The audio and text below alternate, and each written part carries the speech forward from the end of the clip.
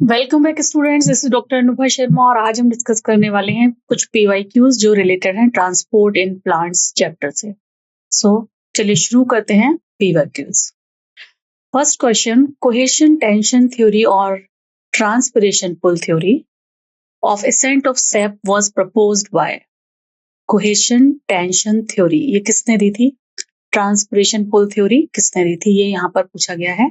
तो आपको पता है कि ये जो जेसी बॉस, प्रिस्ले नहीं है, ये जो हमारा फर्स्ट चॉइस है Dixon and Jolly, they are actually responsible for this particular theory. उन्होंने बताया था कि किस तरीके से कोहेशन के साथ वाटर मॉलिक्यूल एज एक्ट करते हैं एज अ सॉलिड पार्टिकल और फिर ट्रांसपिरेशन पुल से नीचे रूट हेयर से यानी मेनली सॉइल से बहुत लंबी हाइट 130 तक की हाइट पर भी वाटर पहुंचता है। तो choice number first would be the correct answer.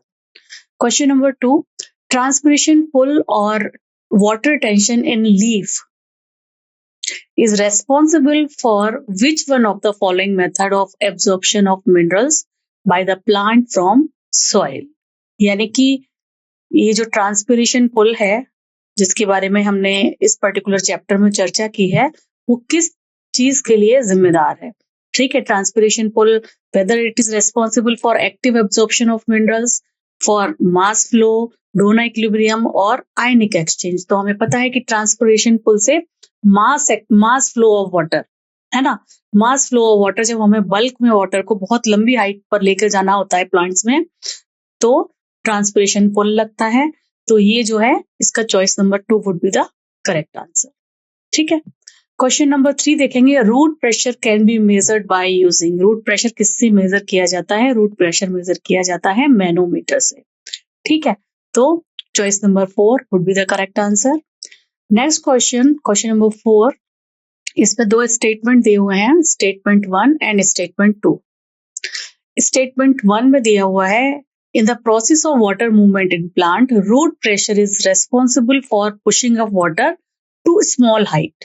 ये तो बिल्कुल ठीक बात है कि ये हमने डिस्कस किया है कि जो रूट प्रेशर है, अगर छोटी हाइट को कोई प्लांट है, घास है ना, या छोटा स्टेम है, तो वहां तक तो रूट प्रेशर से काम चल जाता है, लेकिन जब बहुत बड़े पेड़ की बात आती है तो वहां ट्रांसपिरेशन पुल लगता है।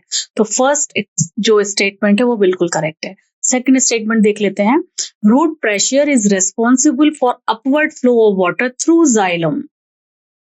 थ्रू जाइलम ये इन्होंने गलत लिख दिया, जाइलम के थ्रू तो ट्रांसपिरेशन पुल लगेगा, है ना। रूट हेयर से टैप रूट में आना और थोड़ा सा एपिडर्मिस देन कॉर्टेक्स तक जो आ रहा है वो ऑस्मोसिस के थ्रू आ रहा है प्लांट, और जैसे ही एंडोडर्मिस क्रॉस होगा, है ना, उसके बाद जो मूवमेंट होती है पेरिसाइकिल के थ्रू वो आएगी जाइलम में, और जाइलम से जब पानी मूव करता है सॉइल से या रूट हेयर से टुवर्ड्स एपिकल पार्ट, तो वो ट्रांसपिरेशन पुल लगता है। तो statement 1 would be the correct one and the statement 2 would be the false one. तो हमारा चॉइस हम देख लेते हैं, choice number 3, statement 1 is correct and statement 2 is false. Choice number 3 would be the correct answer.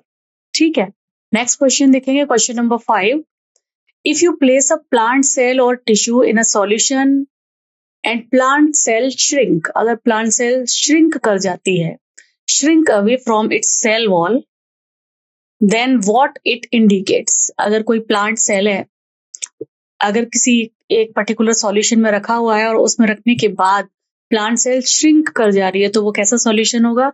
Obviously वो जो solution है वो हाइपरटोनिक सॉल्यूशन होगा। जैसे कि अगर मैं यहाँ पर बनाऊं, अगर यहाँ पर ये एक प्लांट सेल रख लेते हैं तो ये इस तरीके से कुछ कुछ श्रिंक कर जाएगी, है ना। ये कैसा होगा? हाइपरटोनिक। हाइपरटोनिक होगा तभी तो जो उसका वाटर है वो बाहर निकलेगा प्लांट सेल का, है ना, क्योंकि सॉल्यूट की कॉन्सेंट्रेशन बाहर ज्यादा है। तो वाटर अपने, अगर अपने कंसर्न में देखेंगे तो वाटर प्लांट सेल के अंदर ज्यादा है, तो वो high concentration to low concentration जाएगा, मींस प्लांट सेल के अंदर से बाहर सॉल्यूशन में जाएगा, और इसी वजह से क्या होगा, वो जो प्लांट सेल है वो श्रिंक कर जाएगी, इस तरीके से श्रिंक कर जाएगी, है ना। वो जो सेल मेम्ब्रेन से अंदर की तरफ आ जाएगी, वैक्यूल्स बड़े हो जाएंगे और वो बिल्कुल श्रिंक कर जाएगी। तो जो सॉल्यूशन होगा इस पर्टिकुलर केस में, वो सॉल्यूशन कैसा होगा? That must be hypertonic. Choice number 3 would be the correct answer. ठीक है, चलिए मूव करते हैं नेक्स्ट क्वेश्चन पर, that is question number 6. The process by which water is absorbed by colloids causing them to increase in volume. जितने भी solid particles होते हैं या जो वुड पार्ट होता है जो वो वाटर को एब्जॉर्ब करता है बहुत ज्यादा, उसको क्या बोलते हैं? उसको इम्बाइबिशन बोलते हैं, है ना. ये तो हमने जब थ्योरी पढ़ी थी तो उसका पता कर लिया था जब हम प्लाज्मोलिसिस देख रहे थे, डिफ्यूजन देख रहे थे, ऑस्मोसिस देख रहे थे कि कोई वुड का मोटा, जैसे कि बारिश के सीजन में क्या होता है, हमारे जो दरवाजे होते हैं वो क्या करते हैं, मॉइस्चर को ले लेते हैं, तो दरवाजे रात को क्या होते हैं, बंद नहीं हो पाते हैं. क्यों? क्योंकि वो वाटर एब्जॉर्ब करके फूल गए हैं. तो वो जो वाटर एब्जॉर्ब करने का प्रोसेस है उसे क्या बोला जाएगा? Imbibition. So choice number 4 would be the correct answer. ठीक है, next question, question number 7. In transpiration, the opening and closing of the stomata. यहाँ opening and closing of stomata से related question है. यहाँ पूछा जा रहा है, in transpiration, the opening and closing of stomata is aided by the change in the turgidity of the guard cell. Which of the following change occur in stomata during daytime? Daytime में stomata में ऐसा क्या होता है कि जो है stomata खुल जाते हैं, ये है ना. और ये किससे रिलेटेड है? ये इन्होंने क्वेश्चन में ही बता दिया है कि ये स्टोमेटा की गार्ड सेल की टर्जिडिटी से रिलेटेड है. बिल्कुल ठीक बात है, गार्ड सेल की टर्जिडिटी से रिलेटेड है. तो फर्स्ट चॉइस में दिया हुआ है, 2 guard cell flank each stomatal pore when turgidity increase, the thin outer part bulges out and force the inner wall. बिल्कुल ठीक है, ये बिल्कुल ठीक स्टेटमेंट है, इसमें कुछ गलत नहीं है. अगर ये हमारा एक स्टोमेटा है, बीन शेप गार्ड सेल बना लेते हैं. चलिए, हम यहाँ पर थोड़े से क्लोरोप्लास्ट हैं और इसकी तरफ सब्सिडियरी सेल्स हैं, ये मान लिया. तो जैसे ही गार्ड सेल क्या करेगा, स्टोमेटा गार्ड सेल के अंदर वाटर आया, ये देखिए गार्ड सेल के अंदर वाटर आया, तो क्या होगा, गार्ड सेल के अंदर वाटर आएगा. वैसे ही जो थिन वाला पार्ट है, ये जो बाहर वाली होती है, ये अंदर वाली तो थिक होती है, आपको पता है, कंपैरेटिवली मोटी होती है नीचे वाली, है ना. तो जो थिन वाली है, यानी कि this outer one, thin outer wall bulges out, पीछे की तरफ खिंच जाती है, जिससे क्या होता है, दोनों की तरफ खिंचती है तो स्टोमेटा ओपन हो जाते हैं. चॉइस नंबर ए बिल्कुल ठीक है, लेकिन और भी स्टेटमेंट यहाँ दिए हुए हैं, उनको भी रीड करेंगे. चॉइस नंबर बी में दिया हुआ है, the elastic inner wall of स्टोमेटापोर regain their shape. नहीं, अब वो अपनी शेप रिगेन करेगी ऐसा कुछ नहीं है, वो because of osmotic pressure he open होगा. ठीक है. थर्ड चॉइस जो दी है वो है, cellulose microfibre of the guard cell orient radially rather than longitudinal. Yes, तो ये जो, अगर मैं इस पिक्चर को दोबारा से अगर ड्रॉ करूं, अगर इस पिक्चर को हम दोबारा से एक बार ड्रॉ करके देखें, तो हम ये पाएंगे कि इसमें चारों तरफ रेडियल जो है, इस तरीके से माइक्रोफाइब्रिल्स होते हैं, और वो जो सेलुलोज माइक्रोफाइबर होते हैं वो रेडियली होते हैं, इसीलिए उसको वो ओपन कर पाते हैं. अगर बाई चांस ये रेडियली ना हो, अगर ये रेडियली ना होके लॉन्गिट्यूडनल होंगे तो क्या होगा, लॉन्गिट्यूडनल बना लेते हैं, ये लीजिए. अगर हमने लॉन्गिट्यूडनल फाइबर बना लिए तो वो क्या होगा, वो लंबाई में खींचेगा, स्टोमेटा ओपन नहीं होगा, वो लंबाई में खींचेगा. ठीक है. तो रेडियल जो माइक्रोफाइब्रिल्स हैं, उसकी वजह से भी, सेलुलर माइक्रोफाइब्रिल्स जो उसके रेडियली ओरिएंटेड हैं, उस वजह से भी जो स्टोमेटा है वो डे टाइम में ओपन होते हैं. तो ए भी आपका जो स्टेटमेंट है वो करेक्ट है, सी स्टेटमेंट भी करेक्ट है. अगला जो स्टेटमेंट दिया है डी, इसमें दिया हुआ है, the guard cell lose turgidity. अगर turgor pressure guard cell lose करेगा तो वो तो, अगर टर्जिडिटी नहीं है तो वो बिल्कुल लुंज पुंज जैसा हो जाएगा, है ना. यानी कि वो खिंचाव भी महसूस नहीं होगा, खिंचाव नहीं होगा तो क्या होगा, वो बल्कि क्लोज हो जाएगा. तो डी चॉइस भी गलत है. ई चॉइस में दिया हुआ है, 2 guard cell flank each stomatal pore when turgidity decrease. नहीं, ये स्टेटमेंट भी गलत है. जो हमारा A and C statement correct है, तो ए और सी दिया हुआ है चॉइस नंबर 4 में. So choice number 4 would be the correct answer. ठीक है. क्वेश्चन नंबर 8 देखते हैं, the occurrence of which of the following event lead to the opening of stomata. इनमें से कौन सी चीज है जो ओपनिंग ऑफ स्टोमेटा के लिए रेस्पॉन्सिबल है. ठीक है. A choice, lowering the osmotic pressure of the guard cell. Yes, it is responsible. B, guard cell become flaccid flaccid हो जाएगा तो फिर अगेन उसके अंदर तो कोई टर्जिडिटी रही नहीं, तो ये तो गलत हो गया B statement. C statement decline in guard cell solute. C statement dark guard cell में सोल्यूट की कॉन्सेंट्रेशन से यहाँ पर कोई मतलब नहीं है ना। और अगर वो कम हो भी जाएगा तो भी उसकी ओपनिंग पर उसका कोई प्रभाव नहीं पड़ेगा। Rise in potassium level in the guard cell. Yes, potassium level बढ़ जाता है, इसी वजह से क्या होता है, वो कॉन्सेंट्रेटेड हो गया। कॉन्सेंट्रेटेड हो जाएगा अंदर का तो क्या होगा, ज्यादा कॉन्सेंट्रेटेड हो जाएगा तो वाटर अंदर लेगा, राइट। दोबारा से डायग्राम बना के आपको एक बार बता देती हूं मैं। ये रहा हमारा गार्ड सेल। अगर इसके अंदर पोटेशियम की कॉन्सेंट्रेशन ज्यादा है एज कंपेयर टू वाटर, ये छोटे वाले वाटर हैं, तो क्या होगा, अंदर हाइपरटोनिक सॉल्यूशन हो गया और बाहर की जो सेल्स हैं, बाहर की जो सेल्स हैं वहां पर केवल वाटर है।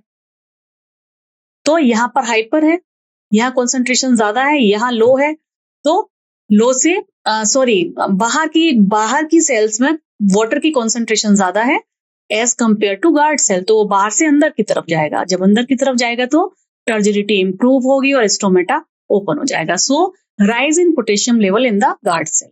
ठीक है, अगर डिक्लाइन हो जाएगा, अगर यहाँ पर सॉल्यूट कम होगा तो उल्टा हो जाएगा ना, बाहर निकलेगा, just reverse. So D would be the correct answer, ये सही है, सी वाला गलत है।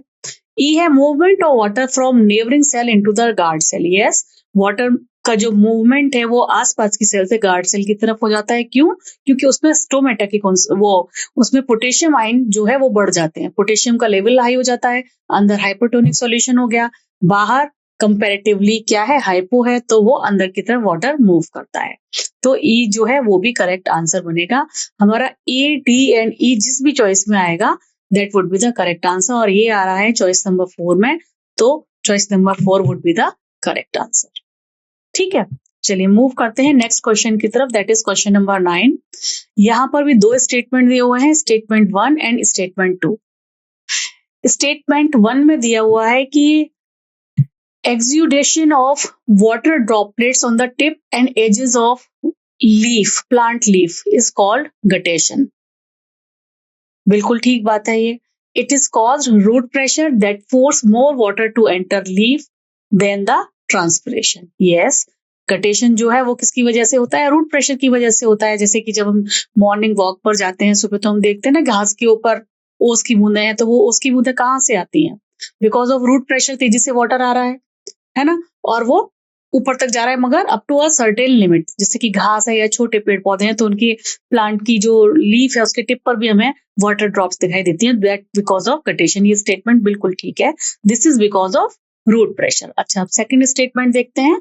सेकंड स्टेटमेंट में दिया हुआ है transpiration is a pulling process. Yes, transpiration is a pulling process, hence exploration of the rise of xylem sap by cohesion tension mechanism began not with roots but with leaves, where the driving force for transpiration pull began. Yes, leave से ही transpiration pull शुरू होता है, क्योंकि leave के पास क्या होगा, transpiration होगा। दोपहर के टाइम पे वाटर क्या होगा, वेपोराइज होगा, वाटर की कॉन्सेंट्रेशन वहां कम होगी, वो नेक्स्ट सेल से लेता जाएगा, अपने नीचे वाली से लेगा, और इस वजह से ही ट्रांसपिरेशन पुल डेवलप होता है। कहाँ पर, बड़े पेड़ों में जिनकी हाइट काफी होती है, वहां पर रूट प्रेशर काम नहीं करता है। ठीक है, तो दोनों स्टेटमेंट अपने आप में बिल्कुल पूरे हैं और बिल्कुल करेक्ट हैं। तो हमारा जो करेक्ट आंसर बनेगा वो ये रहेगा, जिसमें है both statement 1 and statement 2 are correct. ठीक है, चलिए मूव करेंगे नेक्स्ट स्लाइड की तरफ, that is question number 10। Statement 1, the direction of movement of water and nutrient in xylem and phloem is unidirectional. अब ये तो हमें पता है कि direction of movement of water and nutrient in xylem and phloem दोनों में यूनिडायरेक्शनल नहीं होता है, फ्लोएम में क्या है, बाई डायरेक्शनल मूवमेंट है। तो स्टेटमेंट 1 जो है वो गलत है।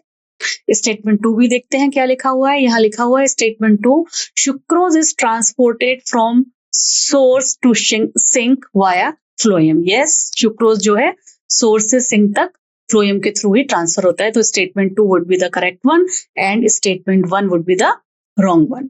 सो देख लेते हैं कहाँ लिखा हुआ है statement 1 is incorrect and statement 2 is correct. Fourth choice में लिखा हुआ है, तो यही हमारा करेक्ट आंसर बनेगा। मूव करते हैं नेक्स्ट क्वेश्चन की तरफ, that is question number 11। Given below are 2 statement, लगातार स्टेटमेंट वाले ही क्वेश्चंस आ रहे हैं। कोई बात नहीं, देखते हैं स्टेटमेंट 1 में यहाँ क्या दिया हुआ है।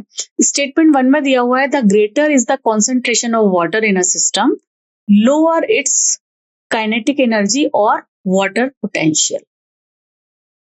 किसी भी सिस्टम में वाटर की कॉन्सेंट्रेशन जितनी ज्यादा होगी उसका वाटर पोटेंशियल उतना ही कम होगा, ये दिया हुआ है।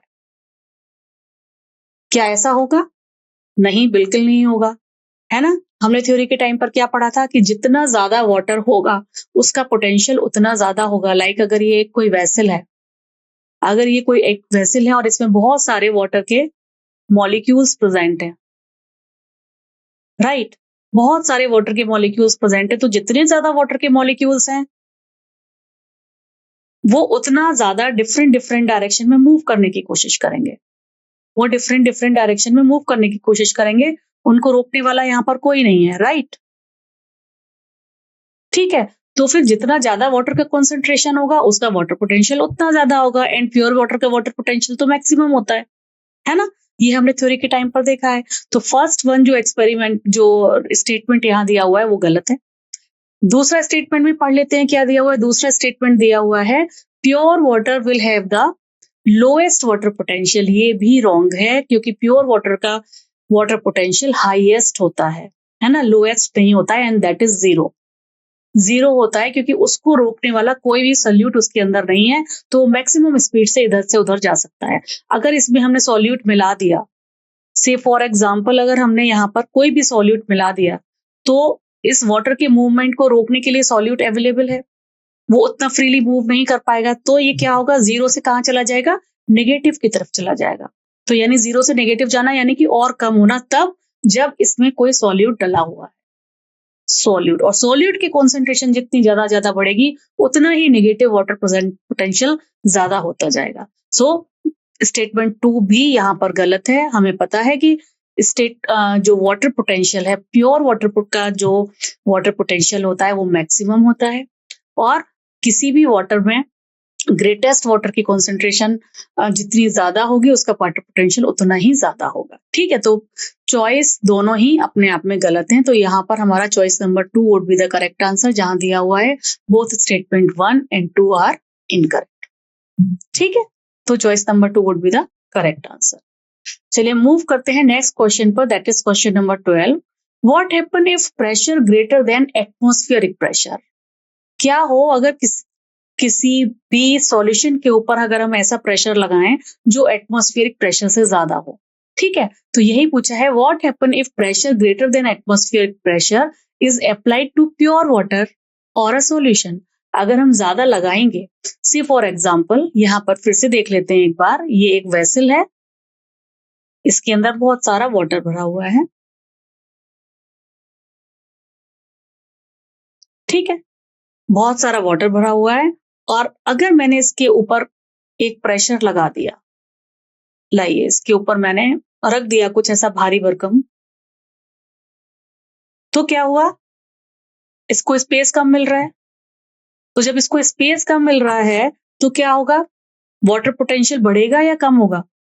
वाटर पोटेंशियल, इसको कम स्पेस मिल रहा है, वो यहां पर फ्रीली मूव कर पा रहे थे एज कंपेयर टू दिस कम स्पेस वाटर पोटेंशियल, क्योंकि प्रेशर हमने दे दिया है ना, तो क्या होगा, वाटर पोटेंशियल इंक्रीज होगा। स्पेस कम है, उसको मूवमेंट तेजी से करना पड़ेगा इधर से उधर, यहां तब भी उसके पास स्पेस। ठीक है, तो इस केस में जब हम प्रेशर लगाते हैं ग्रेटर देन एटमॉस्फेरिक प्रेशर, तो वाटर पोटेंशियल बढ़ जाता है, वाटर पोटेंशियल विल इंक्रीज। तो second choice would be the correct answer. ठीक है, मूव करते हैं नेक्स्ट क्वेश्चन पर, that is question number 13। In this question it is mentioned that which of these are the example of passive transport। passive transport इनमें से A B C D कई सारी choices दी हैं, कौन से examples हैं जो passive transport के में रखा जा सकता है। तो सिंपल डिफ्यूजन, यस, इसमें कोई एनर्जी नहीं लगती। ऑस्मोसिस, यस, इसमें कोई एनर्जी नहीं लगती है। फैसिलिटेटेड डिफ्यूजन, यस, इसमें कोई एनर्जी नहीं लगती है। बाकी सिंपोर्ट पंप, एंडोसाइटोसिस, इनमें एनर्जी लग सकती है, ये एक्टिव ट्रांसपोर्ट का पार्ट आएंगे। ठीक है, डिफरेंट काइंड ऑफ डिफ्यूजन्स जितने भी हैं उनमें कोई एनर्जी नहीं लगती है, क्योंकि वो हमेशा हाई कॉन्सेंट्रेशन से लो कॉन्सेंट्रेशन की तरफ मूव करते हैं, तो उसमें कोई एनर्जी, जब हम लो कॉन्सेंट्रेशन से हाई कॉन्सेंट्रेशन की तरफ मूव करेंगे तब वहां एनर्जी लगेगी कि तब उसको हम एक्टिव ट्रांसपोर्ट में लेंगे, जैसा कि यहाँ एंडोसाइटोसिस और सिम्पोर्ट पंप में बताया हुआ है। तो इस केस में जो है हमारा ए बी एंड ई दिया हुआ है चॉइस नंबर 3 में, वो करेक्ट आंसर बन जाए। ठीक है, और जिसमें एनर्जी लगेगी यानी कि एक्टिव ट्रांसपोर्ट जहां जहां होगा वहां किसकी जरूरत पड़ेगी, किसी कैरियर की जरूरत पड़ेगी, है ना। तो सिम्पोर्ट पंप में भी आपको पता है कैरियर की जरूरत पड़ती है और एंडोसाइटोसिस में भी पड़ सकती है। चलिए नेक्स्ट क्वेश्चन की तरफ चलेंगे। Question number 14, given below are two statement. फिर से स्टेटमेंट वाला क्वेश्चन आ गया है। Statement 1, plasmolysis occur when water move out of a cell and cell membrane of a plant cell shrink away from the cell wall. Yes, इसी को plasmolysis कहते हैं। स्टेटमेंट बिल्कुल करेक्ट है। सेकंड स्टेटमेंट क्या कह रहा है? सेकंड स्टेटमेंट कह रहा है if the external solution is more diluted than the cytoplasm then it is said to be hypotonic solution. ये भी अपने आप में बिल्कुल सही है। अगर साइटोप्लाज्म से बाहर की तरफ जो है ज्यादा डाइल्यूटेड कोई सॉल्यूशन है तो उसको हाइपोटोनिक सॉल्यूशन ही कहा जाएगा। तो दोनों स्टेटमेंट अपने आप में बिल्कुल करेक्ट वन है। तो हमारा जो आंसर आएगा दैट इज चॉइस नंबर 1, जहां लिखा है both statement 1 and 2 are true. चलिए क्वेश्चन नंबर 15 देखेंगे। During symport two different molecule move across the membrane. Yes, symport के टाइम पे दो अलग अलग मॉलिक्यूल मेम्ब्रेन के अक्रॉस मूव करते हैं। तो इसमें क्या दिया हुआ? In the same direction with the help of different carrier. No, symport में एक ही कैरियर को यूज करके दो अलग अलग मटेरियल मूव करते हैं, है ना। In the same direction with the different carrier located in different side of the same cell.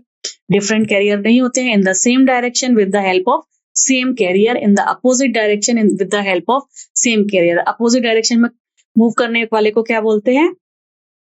Antipode बोलते हैं। सिम्पोर्ट जो होता है same carrier and same direction. So choice number 3 would be the correct answer. Question number 16 कह रहा है कि movement and accumulation of ions across a membrane against their concentration gradient. यहाँ ध्यान देने वाली बात यह है कि ये कह रहा है अगेंस्ट देयर कॉन्सेंट्रेशन ग्रेडियंट। ठीक है, movement and accumulation of ion across a membrane against their concentration gradient can be explained bye. जब अगेंस्ट कॉन्सेंट्रेशन ग्रेडियंट है इसका मतलब क्या हुआ? लो कॉन्सेंट्रेशन से कहाँ मूव किया जा रहा है कोई चीज? हाई कॉन्सेंट्रेशन की तरफ। तो जब लो कॉन्सेंट्रेशन से हाई कॉन्सेंट्रेशन की तरफ मूव करेंगे तो एटीपी लगेगा और ये एक एक्टिव प्रोसेस कहलाएगा। एक्टिव प्रोसेस कहलाएगा और इसको हम एक्टिव ट्रांसपोर्ट भी कह सकते हैं। बाकी तीनों जो एग्जाम्पल हैं वो पैसिव ट्रांसपोर्ट के टाइप हैं जिसमें कोई एनर्जी नहीं लगती। तो यहाँ पर जो हमारा चॉइस आएगा choice number 3 would be the correct answer. Next question is question number 17, given below are two statement. Statement 1, the force generated transpiration can lift a xylem size column of water over 130 meter of height. Yes, बिल्कुल 130 metre की height तक जो है water जो है move कर सकता है because of that transpiration pull, जो कि ट्रांसपिरेशन के थ्रू जो फोर्स डेवलप होता है उसके थ्रू बिल्कुल लिफ्ट कर पाता है। सेकंड स्टेटमेंट क्या दिया हुआ है? सेकंड स्टेटमेंट दिया हुआ है transpiration pull leave surface some time 10 to 15 degree evaporating cooling. Yes, ये पूरा एनसीईआरटी में लाइन दी हुई है कि बिकॉज ऑफ ट्रांसपिरेशन 10 से 15 डिग्री जो टेम्परेचर है वो कम कर देती है ये ट्रांसपिरेशन का जो प्रोसेस होता है वो। तो दोनों स्टेटमेंट अपने आप में बिल्कुल करेक्ट हैं और सही हैं। तो यहाँ पर choice number 4 would be the correct answer. Next question है question number 18, the ascent of xylem sap in plants is mainly accompanied by। xylem sap जो है मेनली किसके थ्रू बढ़ता है ऊपर की तरफ? क्या ये रूट प्रेशर है, साइज ऑफ स्टोमेटा अपर्चर है, distribution of stomata on the upper and lower epidermis, और कोहेजन और adhesion of between water molecule? तो ये ट्रांसपिरेशन पुल की जो थ्योरी है, कोहेजन थ्योरी, उसी के कारण जो है xylem sap जो है ऊपर की तरफ बढ़ता है बिकॉज ऑफ ट्रांसपिरेशन पुल। तो जो चॉइस नंबर 4 है that would be the correct answer. Root pressure इतनी हाइट तक नहीं लगेगा, छोटी हाइट तक ही लगता है जहां तक ऑस्मोसिस होता है ना। साइज ऑफ स्टोमेटा अपर्चर से या डिस्ट्रीब्यूशन और उससे कोई इसका फर्क नहीं है। चलिए विच of the following is not observed during apoplastic pathway? इनमें से कौन सी चीज एपोप्लास्टिक पाथवे में दिखाई नहीं देती है? Movement of water occur through intercellular space and wall of the cell. Yes, apoplast में जो है इंटरसेलुलर स्पेस और सेल वॉल के बीच में से ही पानी जो है मूव करता रहता है, हमने डायग्राम देखा है। ठीक है, movement does not involve crossing of cell membrane. Yes, movement cell membrane को क्रॉस नहीं करता है। वो कहाँ जाके क्रॉस करता है? एंडोडर्मिस के टाइम पर जाके। ठीक है, जब बिल्कुल जाइलम की तरफ जो है उसे आना होता है। Movement is aided by cytoplasmic streaming. No no no no, cytoplasmic streaming इसमें इन्वॉल्व नहीं होती है। आगे क्या है? Apoplast is continuous and do not provide any barrier to water movement. Water movement के लिए कोई भी बैरियर इसमें एपोप्लास्टिक मूवमेंट में नहीं होता है। जब ये एंडोप्लाज्म को क्रॉस कर जाता है, वहां पर जाके फिर जब वो पेरिसाइकिल में जाता है, वहां पे सुबेरियन जो है कैस्पेरियन स्ट्रिप्स पाई जाती हैं और तब जो है ये सीधे फिर धकेल दिया जाता है कहाँ की तरफ? जाइलम की तरफ, है ना। ये जब हमने ये डायग्राम समझा था तो बहुत अच्छे से देखा था। तो यहाँ पर movement is aided by cytoplasmic stream के यहाँ पर दिखाई नहीं देता है। तो ये 3 जो है that would not observe during apoplastic pathway. ये सिम्प्लास्टिक पाथवे में दिखाई देता है जबकि। ठीक है, चलिए नेक्स्ट क्वेश्चन की तरफ चलेंगे, that is question number 20। Addition of more solute, ज्यादा सॉल्यूट अगर हमने ऐड कर दिया in a given solution will, अगर किसी सॉल्यूशन में, ये मैंने अभी अभी क्वेश्चन आपको बताया कि अगर हमने किसी सॉल्यूशन में, अगर यहाँ पर ये मान लिया ये वाटर है और अगर हमने उसके अंदर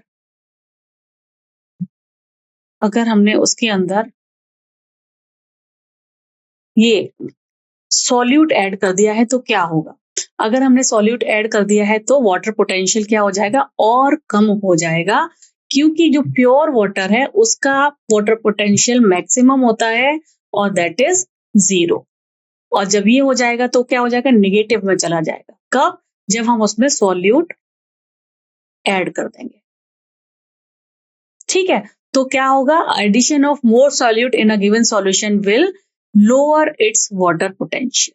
ठीक है, इसका आंसर आएगा choice number 2, make it water potential 0। 0 तो पहले से ही था, that is maximum. Not affect the water potential at all, affect तो करेगा ही, क्योंकि प्योर वाटर का 0 है। अगर जितना ज्यादा सॉल्यूट मिलाएंगे उतना ज्यादा वो नेगेटिविटी की तरफ बढ़ता जाएगा।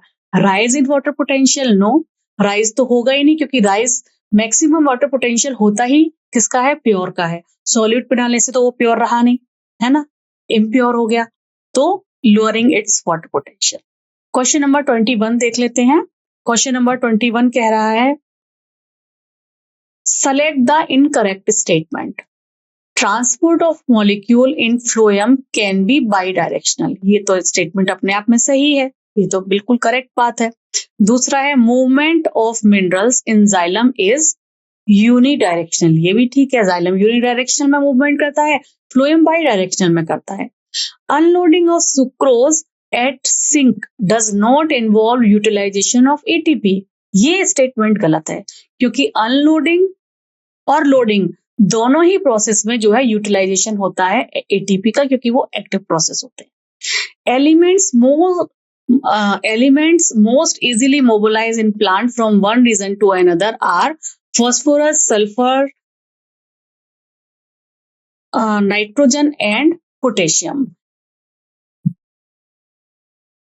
हाँ, फॉस्फोरस, सल्फर, ये तो स्टेटमेंट अपने आप में बिल्कुल ठीक है, क्योंकि ये चारों जो है वो आराम से एक जगह से दूसरी जगह पर चले जाते हैं। ओल्ड लीफ जब जैसे ही वो फॉल होने वाली होती है उससे पहले वो यंग लीफ को दे देती है, ये भी हमने पढ़ा है। तो चॉइस नंबर 1, 2 एंड 3 में जो स्टेटमेंट दिए हैं वो बिल्कुल ठीक है। चॉइस नंबर 3 में जहां ये दिया हुआ है कि अनलोडिंग सुक्रोज की जो होगी अगर सिंक में, तो उसमें एटीपी जरूरत नहीं होगी, एटीपी खर्च नहीं होगी, वो गलत स्टेटमेंट है। लोडिंग एंड अनलोडिंग दोनों ही प्रोसेस में एक्टिव प्रोसेस है और उसमें एटीपी की जरूरत पड़ती है। क्वेश्चन नंबर 22 देख लेते हैं। The process responsible for facilitating loss of water in liquid form. Loss of water कैसे हो रहा है? लिक्विड फॉर्म में। From tip of grass blades at night and in early morning is known as, is root, किस, is किस प्रोसेस से होता है ये पूछ रहे हैं। वो प्रोसेस तो गटेशन है, लेकिन ये प्रोसेस जो है किस कारण हो पाता है, तो इज दिस ट्रांसपिरेशन? नहीं, ट्रांसपिरेशन में लिक्विड फॉर्म में नहीं होगा, वो वेपर फॉर्म में होगा। प्लाज्मोलिसिस में तो श्रिंक हो जाएगी।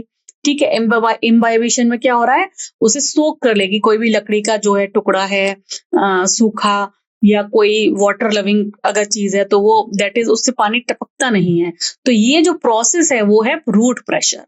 ठीक है, रूट प्रेशर अप टू एक सर्टेन लिमिट तक लेके जाता है, और तेजी से लेके जा रहा होता है क्योंकि वाटर बहुत होता है रूट्स में। ठीक है, और ऑस्मोसिस एक सर्टेन लिमिट तक तेज होती है, तो जो प्रोसेस है वो है रूट प्रेशर। नेक्स्ट क्वेश्चन है, which of the following is not a feature of active transport of solute in plants occur against concentration gradient? Yes, active transport against concentration gradient ही लगता है जब लो से हाई की तरफ जाना पड़ता है। Non selective, active transport is selective, selective ही होता है वो हर एक के लिए। किसी भी वो जो कैरियर मॉलिक्यूल है किसी भी सॉल्यूट के साथ बाइंड कर जाएगा, ऐसा नहीं है। अगर थ्रू मेम्ब्रेन, यस, मेम्ब्रेन के थ्रू होता है। रिक्वायर एटीपी, यस, एटीपी भी चाहिए होते हैं। तो ये जो नॉन सेलेक्टिव लिखा हुआ है, यही स्टेटमेंट गलत लिखा हुआ है। So this is not a feature of active transport of solute in plants. Next question देखेंगे, क्वेश्चन नंबर 24। जाइलम ट्रांसलोकेट्स, जाइलम ट्रांसलोकेट्स क्या क्या ट्रांसलोकेट करता है xylem? Water and mineral salt only, हाँ दोनों को करता है। नीचे और क्या लिखा है? Water, mineral and some organic nitrogen, yes, water, mineral salt, some organic nitrogen and hormone. Water only, तो चॉइस नंबर 3 आएगा। हमने पढ़ा है बुक में कि जो है जाइलम वाटर को, मिनरल को, सम और नाइट्रोजन को एज अ मिनरल भी और एज ए ऑर्गेनिक कंपाउंड भी, and PGR plant growth regulators या सर्टेन हार्मोन्स को भी क्या करता है, ट्रांसलोकेट करने में हेल्प करता है। अब लास्ट क्वेश्चन देखते हैं, what is the direction of movement of sugar in phloem? Phloem में किस डायरेक्शन में शुगर मूव करती है? तो ये बाई डायरेक्शनल मूवमेंट है, ये हमें क्लियर है। तो इसका आंसर आएगा choice number 3। So these are certain questions related to transport of your plants. I hope आप ज्यादातर क्वेश्चन आराम से सॉल्व कर पाए हैं। और still if you have any doubt, any query, you can write down in the comment box. We will discuss it later on. तब तक खुश रहिए, NCERT से चैप्टर्स रिवाइज जरूर करते रहिए। ठीक है, नमस्कार।